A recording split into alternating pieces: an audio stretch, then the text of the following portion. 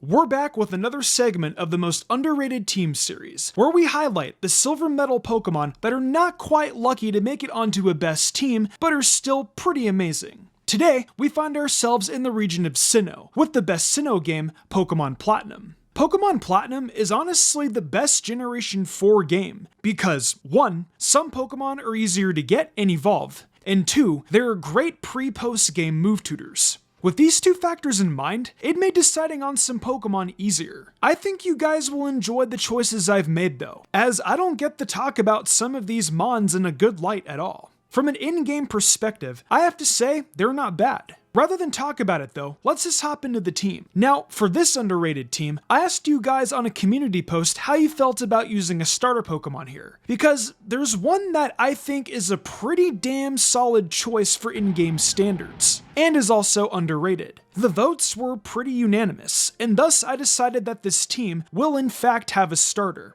I'm sure you guys remember the Pokemon I've had a reputation for bashing. Torterra is honestly pretty cool. Nowadays, I actually appreciate its badass design, and the way they depicted it in the Detective Pikachu movie made it look incredibly amazing as well. Torterra sports the typing of grass and ground though, and this type combo helps it with a lot of the important battles throughout Sinnoh. Its learn set and coverage pull are also surprisingly pretty good, having access to Earthquake at level 32 and access to Woodhammer via Move Tutor. Those great stab moves, aided with its 109 base physical attack stat, are gonna shatter a lot of threats throughout your journey. I know I've also made teams dedicated to Torterra before, but I felt like I owed it more recognition in a positive light, considering I've spent most of the time on this channel bashing it. It never deserved the hate that I gave it. And honestly, I sincerely apologize to anyone I may have upset who likes Torterra. This Pokemon's pretty cool. The moveset Torterra is going to be using is the same one it had in its best team. Woodhammer, Earthquake, Crunch, and Rock Slide. This land turtle has quite the bit of power under its shell, with Woodhammer being move relearned and Earthquake being learned at level 32 like I mentioned earlier. The coverage it has is also pretty good, learning Crunch at level 45 and Rock Slide, which can be found as a TM and Mount Coronet after getting Rock Climb. Anywho though, Torterra is badass, and it's gonna shake up some foes in this Sinnoh run. Up next is a Pokemon that quite a lot of players use in their Sinnoh runs. Go check out Amazing Luxray by the way, because they're actually pretty entertaining. I'll leave their channel in the description below. But there's a reason for that, as it's actually pretty solid. I actually deem it underrated because it holds its own with the likes of Magnezone, Jolteon, or Rotom for that matter. What helps it keep up is due to the fact it has Crunch, which helps it in a few important battles, most notably against Fantina and Lucian. Another aspect that makes it underrated is due to how early you can find it and also how early you can evolve it as well. You literally get it right after you obtain your starter. What really bums me out though is that Luxray can't get the elemental fangs because they're egg moves. And I don't allow egg moves in these team videos the majority of the time. They're too tedious to get, and I don't think too many players want to go out of their way to get them. However, thank you to Scarlet and Violet for fixing this problem. Regardless though, Luxray still puts in the work, and with its very high 120 base physical attack, it's a force to be reckoned with. Let's hop into its moveset now. Thunderfang, Crunch, and Return are the moves we're going for. Thunderfang can be learned at level 35, and it's the best physical electric move it can get in Pokemon Platinum. For earlier attacks, just use Spark. Next is Crunch, and that can be learned at level 42. Use Bite for an earlier dark move. Also, Luxray should have Dark as its secondary typing. I think the vast majority of you guys agree with me on this. Lastly is Return, and that is a TM obtained from Professor Rowan towards the very beginning of the game. I leave the last move slot to you, because without the elemental fangs, I'm kinda stumped.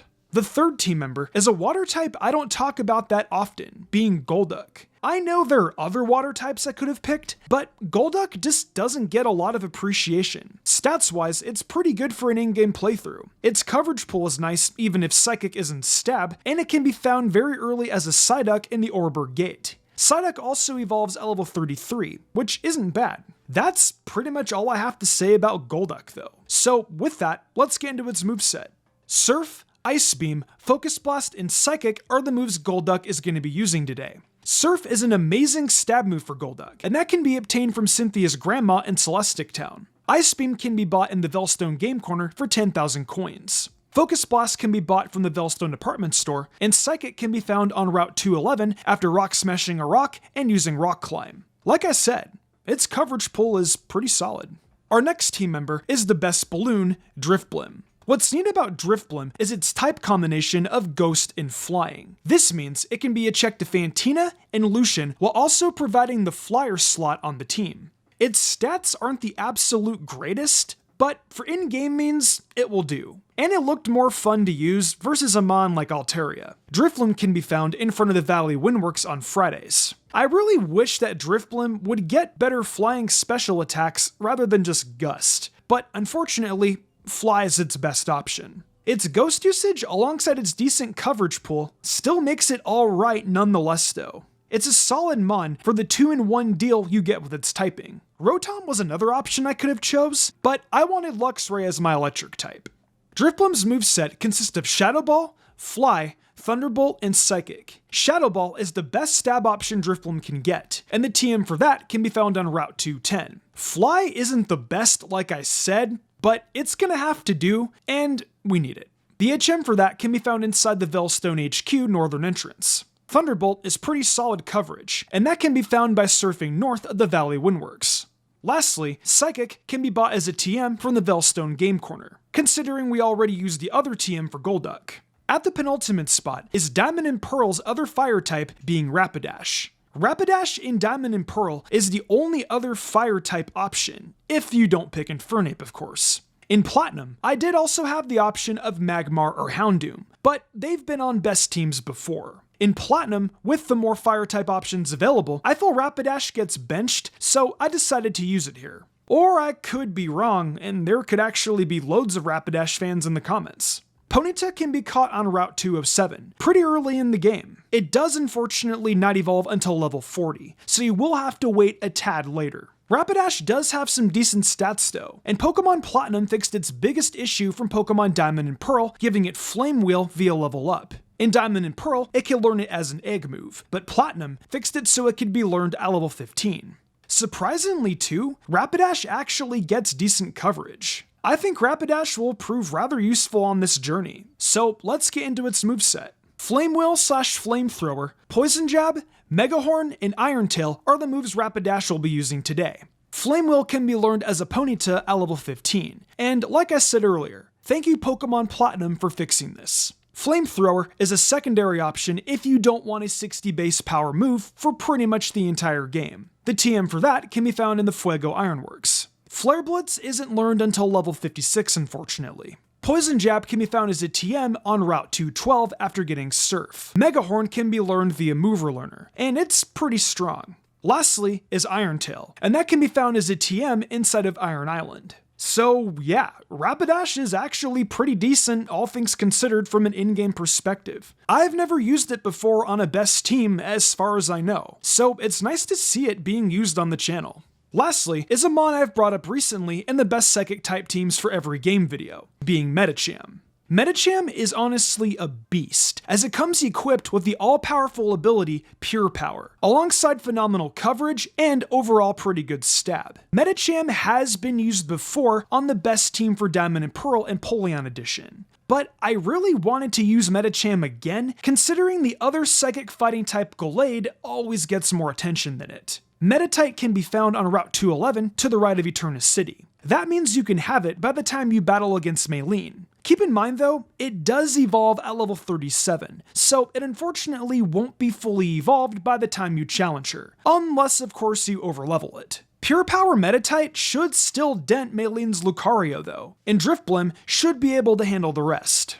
As for Metacham's moveset, I'm just gonna say outright, 3 out of the 4 of its moves are learned via the move tutor on Route 212, being Thunder Punch, Zen Headbutt, and Ice Punch. I found a video that makes gathering Shards super easy, which I'll leave in the description below. I'll also leave videos of where to find all the Heartscales and how to farm Heartscales fast in the description below as well. Other than that, the last move it gets is Drain Punch, and that of course can be earned after defeating Maylene. Yes, you do have to wait a little bit for Metacham to get decent Psychic Stab, but it'll be worth it, especially with Pure Power. Having all those elemental punches too also makes it worth it. Oh yeah, You also have the option of either move relearning them or getting them taught via tutor. So it's up to you.